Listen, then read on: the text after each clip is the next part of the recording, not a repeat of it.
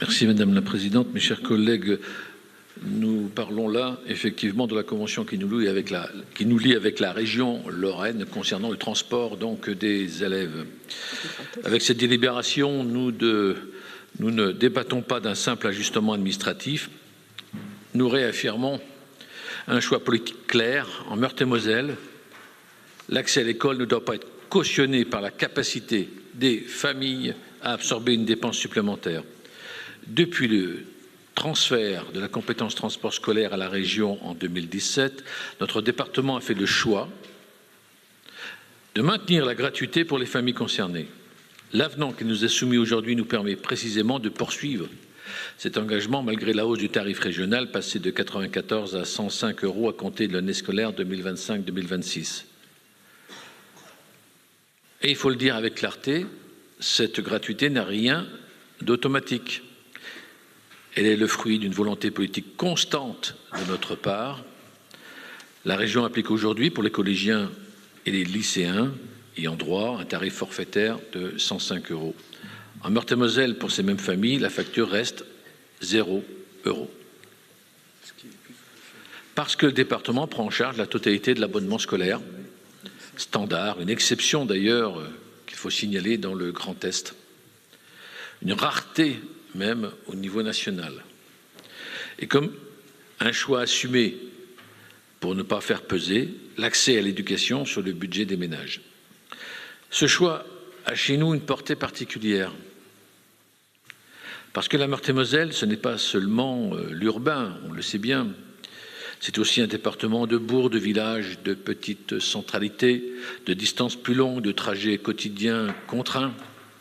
Dans bien des territoires ruraux, le transport scolaire n'est pas un service accessoire, loin de là. Il est une condition concrète de l'accès au collège. Et chacun ici le sait, quand on vit loin, quand les mobilités sont plus rares, quand le prix à la pompe augmente, et on en sait quelque chose ces temps-ci, quand l'organisation familiale est déjà sous tension, eh bien 105 € de plus par enfant, ce n'est pas un détail, c'est une charge supplémentaire, parfois un frein de trop. Et donc, nous les prendrons et nous les prenons en charge. C'est pourquoi nous devons regarder cette délibération pour ce qu'elle est vraiment, la continuité d'une politique de solidarité territoriale.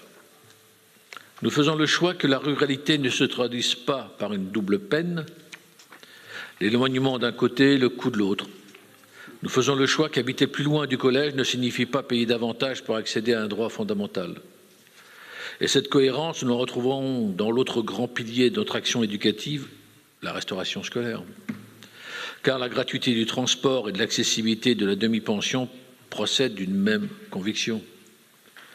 Le département a maintenu une tarification solidaire dans les collèges publics et 100% des familles bénéficient d'une aide départementale. Aucune famille ne paye le coût réel du repas. Cette politique produit des effets très concrets, puisque nous avons environ 75% des collégiennes et des collégiens qui sont demi-pensionnaires. Là aussi, c'est une rareté au niveau national. Autrement dit, nous ne défendons pas seulement le droit d'aller au collège, nous défendons aussi le droit d'y étudier dans de bonnes conditions, d'y déjeuner et d'y vivre dignement. Et je rajouterai que, par rapport à la discussion que nous avons eue sur l'attractivité, je pense qu'effectivement, nous participons aussi à rendre attractifs nos territoires en permettant, pour notre jeunesse, un transport gratuit, une restauration dans nos collèges à faible coût, l'accès aux équipements sportifs et culturels. Je pense aussi au Pass 54. Et je pourrais encore rajouter d'autres choses. C'est donc bien cela le sens de notre vote d'aujourd'hui, tenir une ligne de justice sociale, permettre le trajet, permettre le repas, permettre tout simplement une scolarité accessible. Pour beaucoup de familles, ces deux questions sont indissociables. Quand le transport devient payant, que la restauration devient moins accessible, ce sont toujours les mêmes qui renoncent d'abord, les mêmes qui s'adaptent en silence, les mêmes qui payent le prix le plus lourd des arbitrages publics.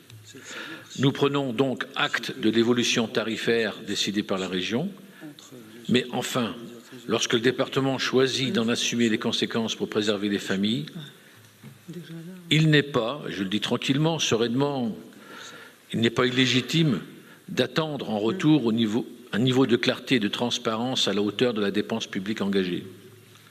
Le rapport le rappelle d'ailleurs sans détour, le département a été informé après l'adoption de cette hausse et a demandé les justifications en tout cas tout au long de l'année 2025. Et on peut regretter que les élus départementaux comme les usagers n'aient pas à ce stade bénéficié de toute la lisibilité souhaitable sur le coût de la compétence et le niveau de service rendu. Ce n'est pas une polémique, mais c'est quand même une exigence normale de responsabilité publique que tout un chacun a en droit d'attendre. Pour notre part, nous faisons aujourd'hui ce que nous avons à faire. Nous protégeons les familles, Meurthe-et-Mosellane. Nous assumons un effort financier supplémentaire pour que l'augmentation décidée ailleurs ne se traduise pas ici par un recul concret pour les collégiennes, les collégiens et leurs parents. C'est ça notre boussole. Oui, c'est donc un choix politique. Un choix politique, il faut le dire, de gauche. Au sens le plus simple et le plus concret du terme. Celui qui consiste à considérer que l'éducation doit rester effectivement accessible sur tous les territoires, et pas seulement en théorie.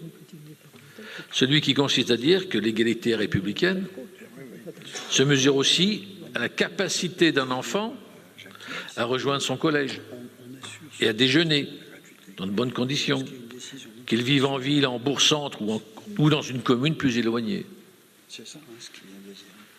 Mes chers collègues, en votant cette délibération, nous ne faisons pas qu'approuver un avenant. Nous confirmons une ligne, celle d'un département qui continue de faire de la gratuité du transport scolaire un engagement réel. Celle d'un département qui relie cette gratuité à une restauration scolaire socialement accessible, celle d'un département qui refuse que les inégalités territoriales se transforment en inégalités éducatives. C'est cette cohérence que nous défendons, c'est cette fidélité à nos valeurs que nous assumons, et c'est pour cela que je vous invite à adopter cette délibération. Je vous remercie.